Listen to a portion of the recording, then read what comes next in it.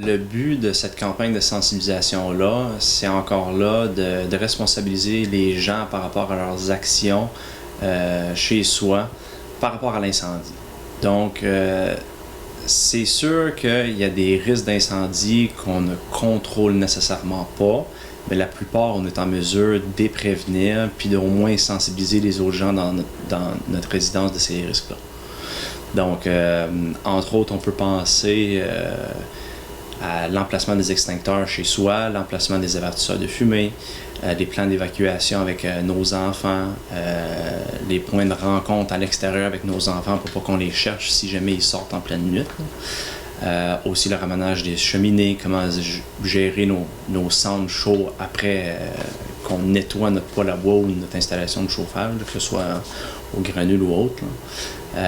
Puis aussi, les risques électriques, aujourd'hui, on est très technologique, comme qu'on peut dire. Donc, on a des power bars, puis des iPads, puis des iPhones, puis des IC partout, là.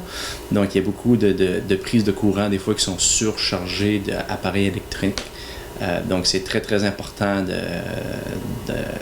prendre soin de ça d'une manière à ne pas surcharger les circuits, puis d'avoir des power bars qui ont ou des multiprises là, qui ont trop de raccordements dessus, justement pour éviter des incendies avec ça. On en a eu un, en fait, il y a une couple de semaines de ça à Bonaventure, qu'une des causes d'incendie, c'était un problème électrique avec une power bar, justement, qui avait trop de choses de brancher là-dessus. C'est pas infaillible, là, les multiprises. Dans cette semaine de prévention, quels seraient les principaux conseils que vous pourrez donner? Donc, évidemment, la première chose qu'on veut faire, c'est vérifier nos avertisseurs de fumée, leur emplacement. Ce que j'entends le plus souvent, c'est qu'ils sonnent trop souvent pour rien. C'est des fausses alarmes, je brûle une toast puis ça sonne. Donc, déjà là, ce qu'on peut venir faire, c'est changer son emplacement. Soit l'apporter contre un mur à 12 pouces du plafond, ça vient de désensibiliser un petit peu. Donc, ça va éviter des fausses alarmes pour rien. Puis souvent, les gens vont enlever la batterie pour dire « Ah, ben là, il sonne pour rien, je vais enlever la pile puis je vais la remettre tantôt. » Souvent, les gens vont oublier. Mais quand on se couche la nuit, s'il n'y a pas de batterie dedans, on n'est pas protégé.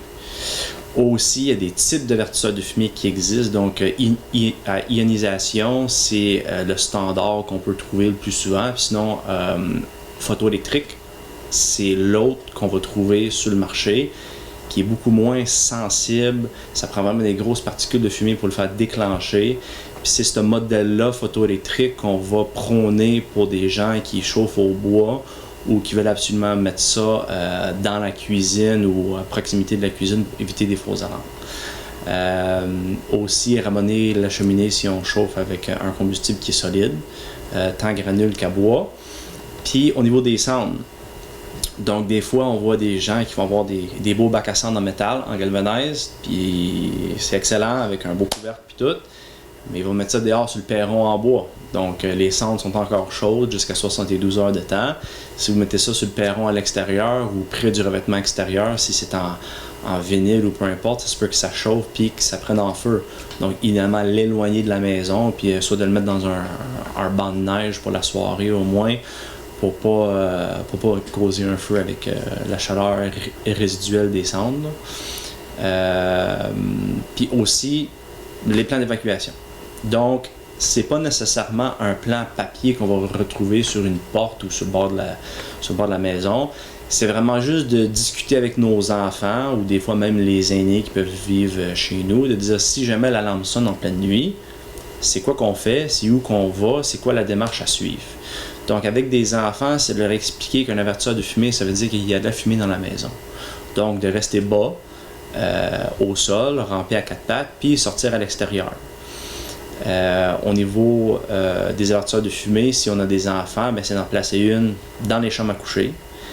Parce que souvent, les enfants on va fermer les portes des chambres à coucher des enfants. Donc, ils dorment avec les portes fermées. Puis d'en garder un dans le passage à chaque étage. Donc, un dans le sous-sol, un au rez-de-chaussée, puis un au deuxième étage dans les aires communes. Donc, souvent, dans les passages, c'est super, super important. Vérifier les piles. Ce que je dis au monde aussi, c'est de changer des piles pour des piles au lithium qui sont bons 10 ans. Donc, les manufacturiers d'avertisseurs de fumée aujourd'hui en vendent des modèles un petit peu plus chers, que la pile au lithium est scellée à l'intérieur, fait qu'on ne peut pas enlever la pile. Mais si on a déjà des avertisseurs de fumée existants chez soi, ben, c'est de retirer l'ancienne pile alcalin qui est bon 6 mois, puis d'en mettre une au lithium qui est bon jusqu'à 10 ans, qui est la durée de vie d'un avertisseur de fumée. Donc ça, c'est quelque chose que c'est pas tout le monde qui sait non plus. L'avertisseur de fumée, au bout de 10 ans, on la jette.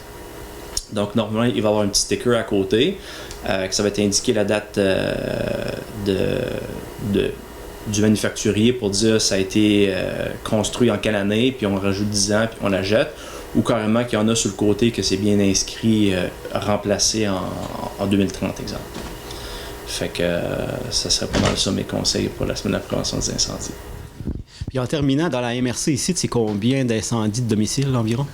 Donc, au niveau de la MRC Bonaventure, on a environ une dizaine d'incendies fondés par année.